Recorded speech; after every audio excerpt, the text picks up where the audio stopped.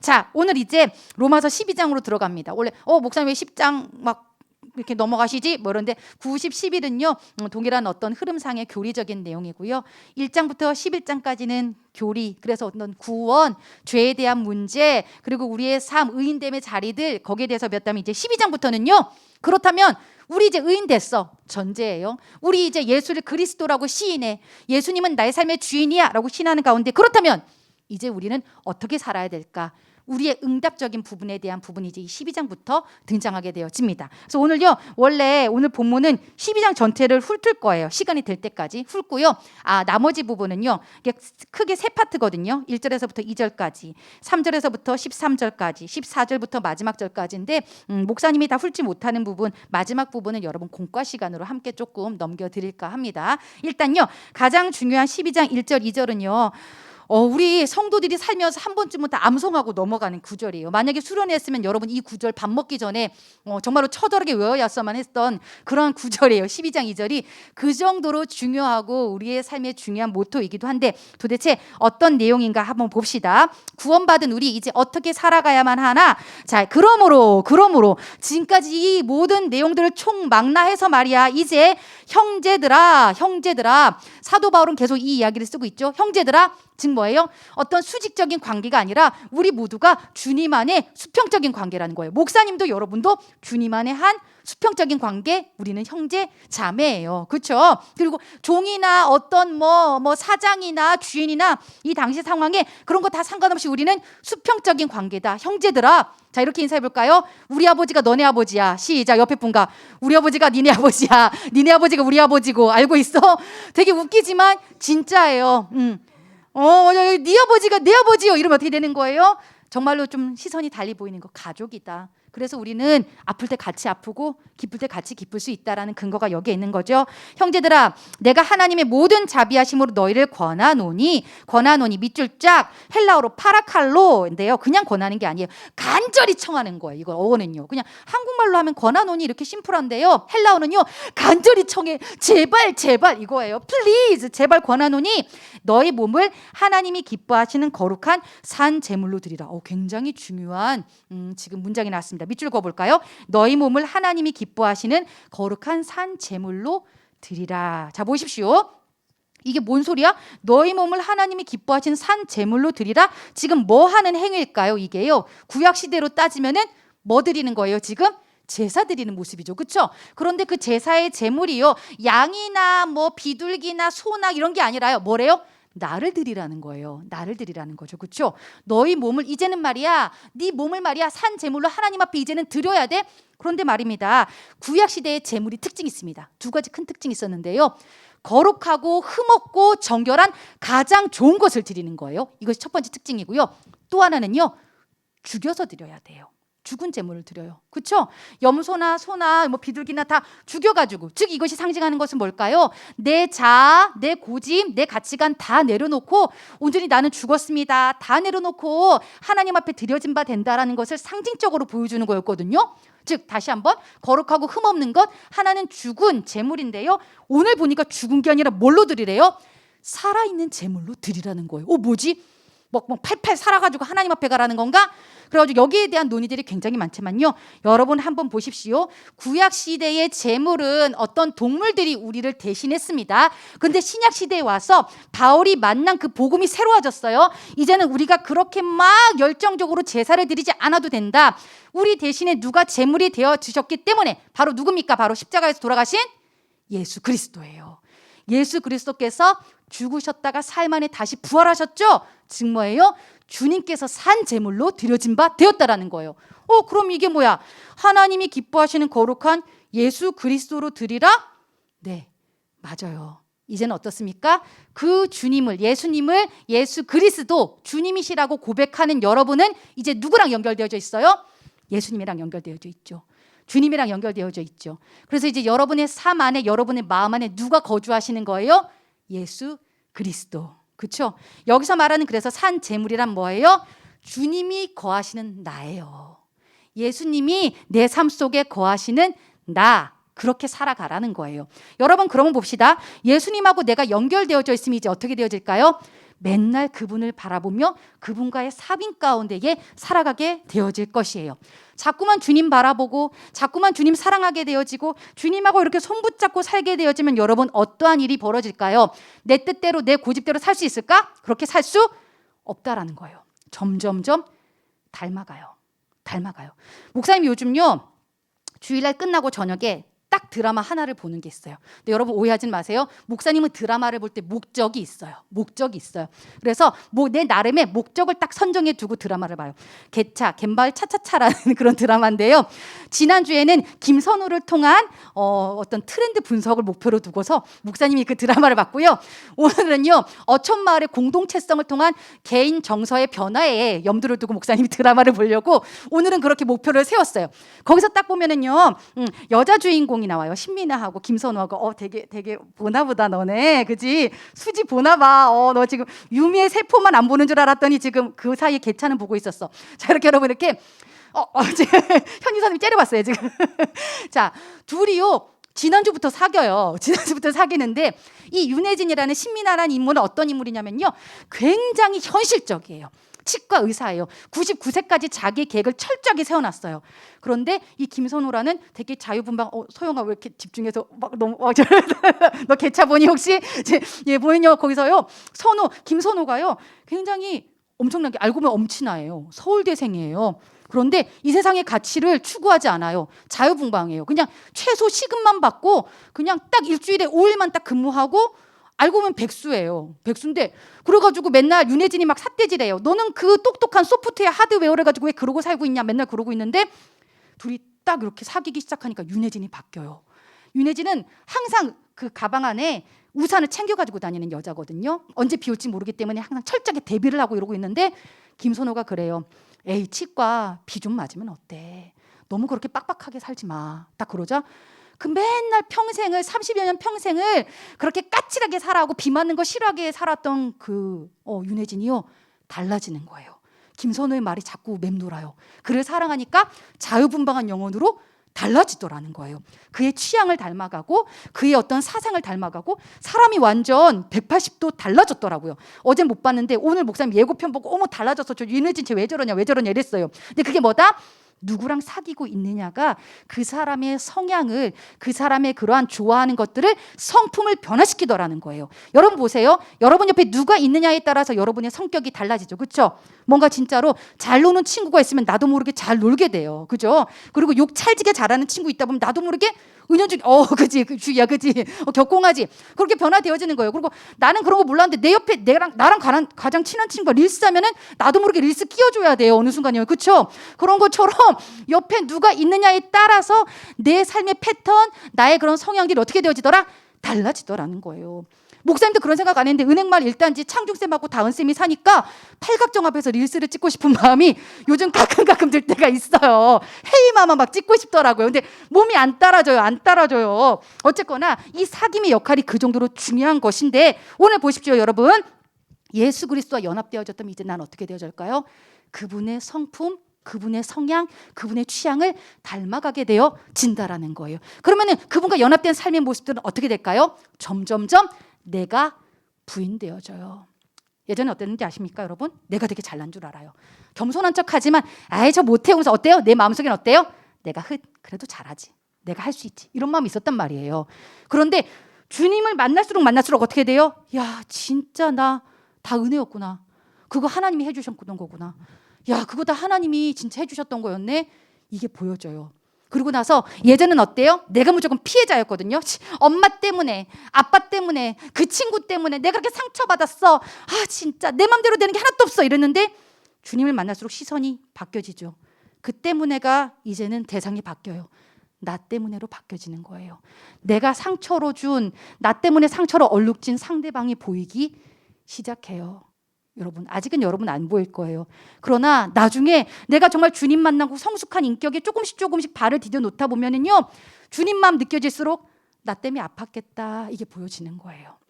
그래서 우리가 그러죠. 아우 쟤 좀 제발 변화시켜 주세요. 하나님 우리 엄마 제발 좀 변화시켜 주세요. 내 동생 좀 변화시켜 주세요. 근데 그런 거 절대 변하지 않아요. 그런데 주님하고 연합하다 보면은 누가 보여진다? 내가 보여줘요. 내 쓰레기 같은 인성. 와, 내 소망 없는 나이 모든 것들. 나의 완악함, 나의 이기적인 모습들, 와, 나의 진짜 너무 치졸한 내 모습, 와, 나 진짜 이랬네? 그러면서 딱 봤더니 어때요? 우리 엄마 마음에 내가 준 상처가 시커멓게 멍들어져 있는 그 마음이 보여요.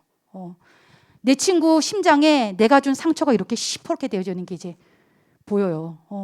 내 가족의 마음 가운데에 내가 찰싹 붙여버린 그 시커먼 그 쇳덩어리 상처가 보여진다라는 거예요. 그럼 어떻게 되어질까요? 미안하죠. 그리고 주님하고 연합할수록 내 말이 달라지는 거예요. 내 생각이 달라지는 거예요. 내 태도가 달라지는 거예요. 그럼 어떻게 될까? 얘가 왜 이래? 그러면서요, 주변이 그제서야 달라지더라는 거예요. 너 바뀌어야 돼. 환경 바뀌어야 돼. 절대 바뀌지 않아요. 그런데 정말로 주님과 연합하다 보면요, 정작 누가 바뀌더라? 내가 바뀌는 게 정석이에요. 내가요.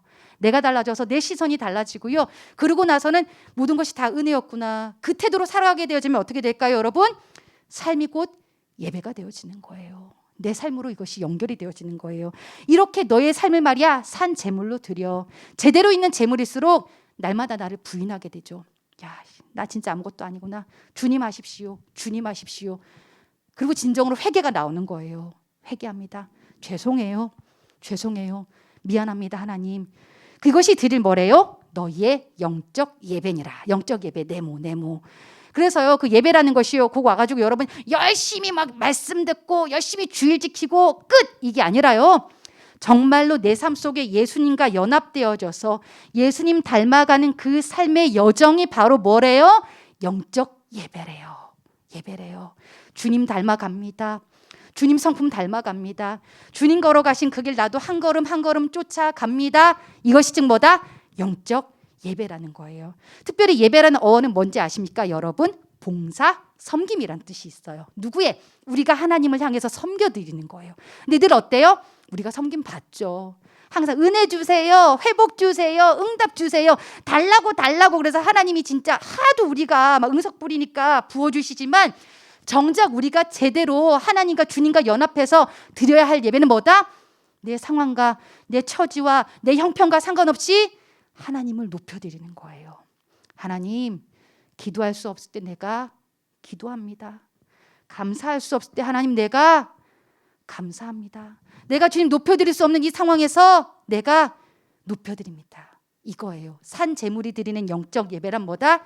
진정으로 주님을 높여드리는 것. 내 처지, 내 환경, 내 상황과는 상관없이. 그러나 우리는 대부분 어때요? 잘 되면 감사하고 신나서 교회 오죠. 아니, 잘 되면은 대부분 교회 잘 안 나오더라고. 이상하게요. 아싸, 응답 받았어 이러고는 이상하게 세상으로 가버려요. 그땐 주님 또 까먹을 때도 있고요. 근데 진정으로 산 제물이 드려지는 예배란 무엇이라고요? 이제는요, 주님 없인 못 살아요. 그 고백이 나오는 거예요. 그래서요, 여러분, 이 예배라는 것이요, 우리가 드려지는 이 예배 속에서 주님을 높여드리고 섬겨드리고 이것도 중요합니다. 그리고 정말로 그분을 향한 때로는 내 상황과 처지와 상관없이 주님 최선을 다해서 올려드려요. 이것도 영적 예배고요. 이제는 삶으로 나가셔서 여러분 삶을 통해 주님이 드러나지는 것, 그 성품 따라 한 걸음 한 걸음 살아가는 것이 예배다라고 우리 로마서 12장 1절은 얘기를 하고 있습니다. 그래서 2절, 너희는 이 세대를 본받지 말고 내 목함 빡빡. 그래서 여기에 대해서는 막 그러죠, 여러분. 이 세대 문화라는 거예요. 이 세대 문화, 이 세대의 어떤 정세, 흐름 쫓아가지 마라는 건데요. 일단 기본적으로 사도 바울의 시대로 지금 돌아가 봅시다. 바울이 지금 이 글을 쓰고 있었던 이 여러분 유대 문명, 이 이스라엘 사회에서는요, 어떠한 것이 세대의 문화의 중심이었습니까? 항상 그렇죠. 종교가 중심이었는데 그 종교 중에서도 무슨 교? 유대교였어요. 유대교가 중요하게 여기는 건 뭐라 그랬죠? 이응비읍 뭐? 율법. 그렇지, 맞아. 오, 이제 진짜 딱딱 나오네. 맞아요. 율법이에요. 근데 그 율법의 특징이 무엇입니까? 하나님, 예수 그리스도가 중심이 아닌 바로 뭐? 나의 의가 중심이에요. 자기 의가 이 율법의 중심이에요. 그렇다면은요, 이 얘기를 한 뜻이 뭘까요? 사도 바울의 그 본인은요, 너희는 이 세대를 본받지 말고, 즉 율법, 자기 의를 따라가는 이 세대 흐름을 쫓아가지 말라는 거예요. 자기의 의, 내가 제일 잘 나가, 내 뜻, 내 생각, 내 고집, 내 감정, 나의 모든 정서적인 것들, 나. 그런데요, 이 세대가 지금 어때요? 바울 시대만 그래요? 지금 우리가 살아가는 세대도 이러하죠. 그렇죠? 이 세대의 문명들. 왜 그토록 우리가 막 동성애 문제를 가지고 씨름하게 되어지는 걸까요? 성 문제도 내 마음대로 하겠다라는 거예요. 보니까 막 EBS에서 막 젠더 문제로 지금 막 엄청나게 토론이 일어나고 있던데요, 여러분. 어떻습니까? 그 모든 것들이요. 내 마음대로, 내 하기 좋은 대로 중심이 뭐예요? 자기의라는 거예요. 분별해야 되는 거죠. 그렇죠? 뿐만 아니에요. 여러분, 뭐 학교에서 자꾸만 학교 폭력, 학폭 왜 나와요? 나 건드렸다는 거예요. 내 감정, 내 자존심, 내 영역 네가 침범했다라는 거예요. 다 뭐예요? 이 세대의 특징, 자기의라는 거예요. 자기의. 여러분 입시 가운데 이거 왜 이렇게 힘들어요? 그죠? 내 성공, 그죠? 내 어떤 가치, 삶의 목적 물어보면은요. 너 왜 그 공부해? 그러면은 되게 얼버무려요. 그런데 속내를 딱 들여다볼까요? 너 왜 그 공부해? 너 왜 그렇게 살아? 너 지금 그거 뭐 해? 결국에는 돈이에요, 돈. 그렇죠? 쿵 소리 나죠. 여기서 우리가 벗어날 수가 없는 거예요. 그 돈을 왜요? 내가 잘 먹고 잘 살기 위해서. 나로 결여되는 것이 이것이 무엇이다? 이 세대의 특징이다라는 건데요. 이 세대 자기의 결국 나 중심으로 살아가는 그 문화의 흐름을 본받지 말라라고 지금 얘기를 하고 있어요. 오직 마음을 새롭게 함으로. 마음 동그라미 헬라어로 누스입니다. 누스. 보면요. 마음 어떤 정서적인 영역을 얘기할 것 같죠? 그러나 이 헬라어 누스는요. 지성의 갱신을 뜻하는 겁니다. 오히려요. 그래서 신앙은 우리는 감정적인 거, 감성적인 걸로 접근하기 쉬운데요. 도리어 진짜로 사도 바울이 얘기하고 있는 신앙은요. 이성이에요. 로고스예요. 우리의 지성이 달라져야 제대로 된 신앙을 할 수 있다라는 것입니다, 여러분. 목사님 같은 경우요. 목사님이 지금 거의 뭐 보니까요. 사역 평생을 다음 세대의 사역만 주로 하고 왔어요. 그러다 보니까 주로 목사님이 했던 설교들이나 어떤 사역의 패턴들이 이런 거예요.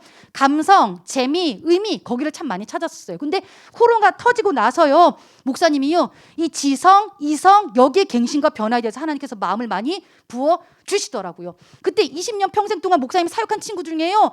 목사님도 나왔어요. 전도사님도 나왔어요. 그런데요, 대부분의 친구들이요, 이 감성적으로 신앙생활을 했던 친구들이 신앙을 많이 잃어버렸더라는 거예요.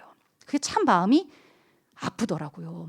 조용히 뭔가요, 본인의 삶이 힘들고 어렵지만 넘어지고 자빠지고 별 그렇게 막 이렇게 엄청나게 뜨거운 신앙의 모습은 보여주지 않았더라도요, 의외로 올떨결에 진짜로 귀한 믿음의 사람이 된 친구들이 있고요. 반면에 막 주님만을 위해서 헌신하겠습니다. 막 무대에서 막 춤추고 이랬던 친구들이 어느 순간 보니까 다른 데서 춤추고 있더라고요. 이제 그런 부분들이 참 마음이 아팠어요, 목사님이요. 그래서 오히려 목사님의 성향이나 목사님의 어떤 가치관과는 좀 대치되지만 코로나 시간을 통해서 하나님은 계속해서 우리의 지성, 생각의 변화를 요구하시더라고요. 결국 그게 무엇이었어요? 말씀을 통해서 힘들고 어렵지만 이 깨부시는 작업을 하는 거예요. 우리 안에 너무나도 몰랐던 부분들, 무지했던 영역들, 이것을요 여러분 깨부시면서 접근해가는 부분들, 결국 마음을 새롭게 하라는 건요 지성을 갱신하라는 거예요. 지난번에 얘기했죠. 로마서 8장을 통해서도요 생각이 달라진다고요. 영의 생각으로 바뀌어야 돼요. 생각의 회복을 입어야 돼요. 그럼 어떻게 될까요? 내 언어가 달라지죠. 말하는 게 벌써 달라요. 내가 주로 많이 사용하는 언어 여러분 빈도 분석 한번 해보세요. 그게 바로 여러분의 정체성을 지금 보여주는 모습일 수 있다. 그러고 나서 어떻게 되어져요? 그렇게 언어가 바뀌다면 행동이 달라지는 경지까지 가는 거. 그래서 변화를 받으래요. 변화를 받아 하나님의 선하시고 기뻐하시고 온전하신 뜻이 무엇인지 분별하도록 하라. 분별 네모 빡빡. 분별이란 단어가 굉장히 중요한데요. 너 그렇게 생각이 새로워지고 이성이 새로워져가지고 말이야. 네가 이제는 진짜 하나님의 뜻 가운데 분별할 수 있게 되어지는데 이거 네 힘으로 하는 거 아니야? 역시나 산재물의 삶 누가 계시기 때문에? 주님이 내 안에 계시기 때문에 분별되어질 거야 라는 건데요. 분별의 헬라어 의미는요 되게 다양한데 크게는 두 가지가 있습니다. 하나는요 불순물을 제거한다는 뜻이 있어요. 불순물이 보여져요. 그래서 지난 시간에도 얘기했죠. 우리가 정말로 제대로 주를 만나면은요 죄 가운데 누리지 못하게 되어진다라는 거예요. 죄를 신나게 누릴 수가 없다라는 거예요. 죄를 짓더라도 한 친구가 그랬대요. 에이 뭐 요거 하나쯤은 괜찮겠지. 뭐 이렇게 한다는데 여러분 그조차도 어때요? 내 마음 가운데에 그것도 고민할 수 있게 되어진다라는 건요. 그 안에 하나님의 영이 거하신다라는 특징이다라는 거예요. 그것처럼 분별되어지죠. 이거 죄야. 이거 나쁜 거야 라는 것이에요. 그렇죠? 분별되어지고 하나는 뭐다? 불순물이 제거한다는 뜻과 더불어서 하나는요 증명하다라는 뜻이 있어요. 증명이 사실은요 인간적으로 쓰이면 굉장히 위험한 단어예요. 나를 나타내고 나를 증명하고 이 세대의 특징이 그렇죠. 나를 피할래야만 되고 나의 그 브랜드 가치를 높여야 되고 요즘 막 그런 책들이나 그런 것들이 되게 많더라고요. 서점 한번 쫙 이렇게 한번 가서 베스트셀러 안에 있는 것들을 보면은 이 세대의 특징이 진짜 보여줘요. 그렇죠? 나를 건들지 말게 알아. 네가 하고 싶은 대로 해. 대부분이 그렇잖아요. 그죠? 그냥 네가 하고 싶은 대로 해. 그리고 내 가치를 높여. 내 가치 대부분이 그런 건데요, 여러분.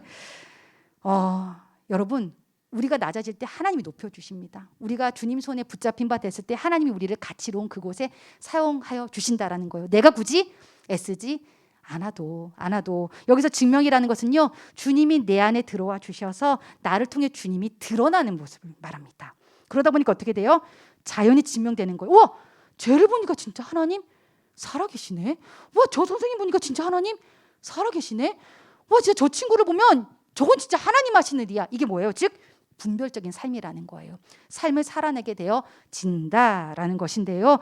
여러분, 이렇게 해가지고요, 특별히 이 분별이라는 것이 헬라어로는 일단 알아만 두세요. 그냥 도키마제인이라는 단어인데요. 이 또한도요, 이제는 구원받은 이가 살아가야 할 모습을 얘기해주고 있다라는 것입니다. 율법을 통해서 행하지 말라 그랬지만요, 이제는 뭐예요? 행하여진다라는 거예요. 그렇죠?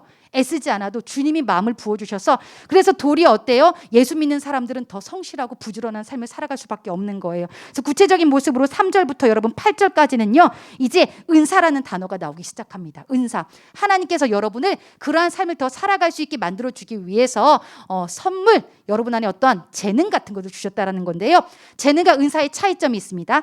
재능은요, 내 개인을 위해서 사용할 수 있는 것이 재능이에요. 그렇죠? 내가 뛰어난 영역인데요. 은사라는 것은요, 반드시 공동체를 위해서 사용되어지는 것이 은사입니다. 그래서 이 은사에 대한 부분 여러분 고린도전서 12장부터 14장까지 나중에 꼭 따로 읽어보셨으면 좋겠습니다. 거기 아주 구체적으로 사도 바울이 다시 한 번 더 체계적으로 논의를 해놨고요. 오늘 여기엔 딱 7가지 은사만 나오고 있습니다. 그래서 목사님, 여러분 은사 테스트 해주려고 어제 프린트를 다 해놨는데 봤더니 결과가 그게 PC를 이렇게 입력을 하면 바로 도출이 되는 거더라고요. 이게 종이로 뽑을 수 있는 게 아니었어요. 그래서 목사님이 오늘 이따가 한번 링크를 걸어줄 테니까요, 여러분 집에서 PC로 한번 이렇게 입력하시면은 어떤 결과가 쪼로록 나와요. 그건 절대적이진 않지만 한번 종류를 보시라고 한번 그건 올려드리는 거고요. 일단 여긴 뭐가 나오나 한번 봅시다. 여러분 안에 어떠한 은사가 있나 한번 보셨으면 좋겠어요. 일단 기본적으로 여기 로마서 본문에 나와 있지는 않지만은요, 고린도전서 12장에 보면 이러한 말이 나와 있습니다. 모두가 은사가 있다라고 얘기를 하고 있고요, 모두가 은사를 구해야만 한다라고 당위성을 얘기하고 있어요. 즉 뭐래요? 은사 구하래요. 쟤한테만 있는 거 아닌가? 아니, 너한테도 줄 거야. 근데 이왕 구할 거 풍성히 구하라고 얘기하고 있어요. 그 근거는 뭘까요? 주겠다라는 거죠. 네가 공동체를 위해서 사용하면은 나는 그 은사를 더욱더 풍성하게 부어 줄 거야. 그래서 여러분, 목사님이요, 우리 선생님들한테 혹은 여러분한테 좀 과도하게 자꾸 세우려고 막 그러는 게 있어요. 그게 뭐냐면요, 이거는 그냥 이제 성경에 나온 건 아니고 목사님이 경험해서 지극히 그냥 개인적인 의견인데요, 세워가지고 세움받았더니 하나님께서 부어주시는 게 진짜 놀랍더라고요. 그걸 자꾸 봤어요. 그러니까 그걸 내가 보니까 그 자리가 너무 귀한 거예요. 그래서 자꾸 세워보고 싶은 거예요. 보십시오, 여러분. 우리 창중 선생님 드럼 보십시오. 진짜 1년도 안 됐는데 너무 은혜롭게 잘 치고 있지 않나요? 이거 저만의 생각 아니죠, 그렇죠? 그러니까 어디서 배운 것도 아니고 그냥 교회 안에서만 이렇게 혼자 이렇게 외롭게 시커먼 데서 연습하다가 그랬는데 너무 은혜롭게 하나님께서 사용하고 계신 걸 봤어요. 근데 이게 뭐예요? 은사의 특징이라는 거예요. 달란트 비유도 나와 있잖아요. 묻어두면 그냥 땅에 묻어질 뿐이지만 주를 위해서 끄집어내서 쓰면은요, 더욱더 풍성해지는 것이 은사, 이 하늘나라의 원리이기도 해요. 한번 그래서 풍성히 구하래요. 여러분, 오늘 이 자리를 빌어서요, 한번 어떤 은사를 나한테 구하면 좋을지 한번 생각해 보셨으면 좋겠어요. 자, 3절에 보십시오. 믿음의 분량대로 지혜롭게 생각해. 그러면서요, 4절, 우리가 한 몸에 많은 지체를 가졌으나 모든 지체가 같은 기능을 가진 것은 아니니. 여기서 한 몸이라는 것은 교회죠. 예수 그리스도를 얘기하고 있고요. 5절, 이와 같이 우리 많은 사람이 그리스도 안에서 한 몸이 되어 서로 지체가 되었느니라. 우리 한 몸이에요. 여기서 한 명이라도 빠지면 안 돼. 우리는 진짜 서로 너무나 소중해 라는 것이고요. 자, 6절부터 나옵니다. 우리에게 주신 은혜대로 받은 은사가 각각 다르니 혹 예언이면 믿음의 분서대로. 자, 예언 동그라미. 지금 보니까 예언이고 혹 하는데 여러분이 생각하는 그 예언 아니에요. 맡길 예자예요. 말씀을 맡기다. 그래서 이 예언하면은 수지는 3년 뒤에 뭐 이런 거 생각하잖아요. 그죠? 근데 이런 거 아니에요. 이런 거 아니고요. 말씀을 맡겨서 해석하는 능력. 하나님의 말씀을, 즉 이제 목사님의 역할이 되겠죠. 그렇죠? 근데 여기서 보세요. 믿음의 분수대로. 이거 되게 무서운 말이에요. 목사님 섬찟했어요. 섬찟. 즉 뭐예요? 이 예언을 맡은 그 예언의 은사를 받은 자의 믿음의 분수만큼, 믿음의 깜냥만큼 전할 수 있다라는 거예요. 그래서 여러분, 목사님이 감히 중보 요청드립니다. 목사님한테 큰 믿음 달라고 좀 기도를 해주셨으면 좋겠어요. 내가 큰 믿음을 가져야 큰 믿음만큼 여러분에게 예언할 수 있는 거예요. 제 해석, 진짜로 말씀을 잘 풀어드릴 수가 있다라는 겁니다. 자, 그다음 보십시오. 또 7절. 혹 섬기는 일이면 섬기는 일로. 섬기는 일, 이거는 철저하게 육적인 필요를 채워주는 겁니다.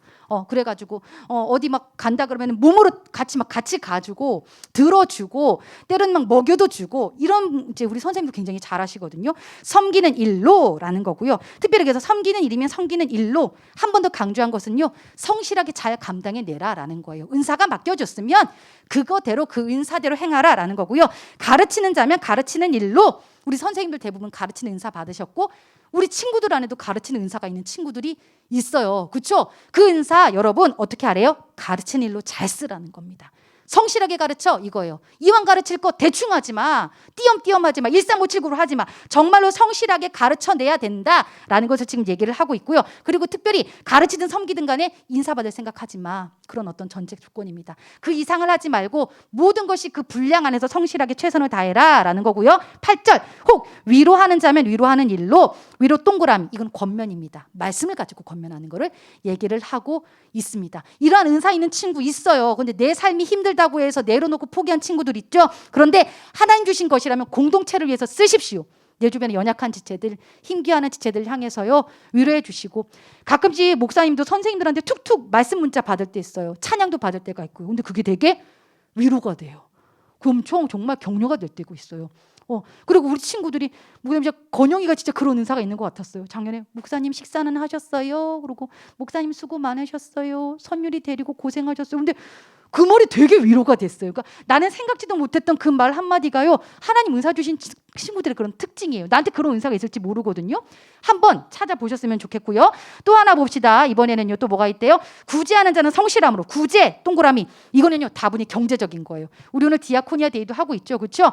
구제 은사는요, 뭐 내가 돈이 있든 없든지 간에요, 다른 사람이 막 부족함이 보여져서 자꾸 막 채워주는 거예요. 근데 이러한 사람들의 특징, 또 채워주다 보면 하나님이 채울 것을 주세요. 이게 말씀의 약속이에요. 그렇죠?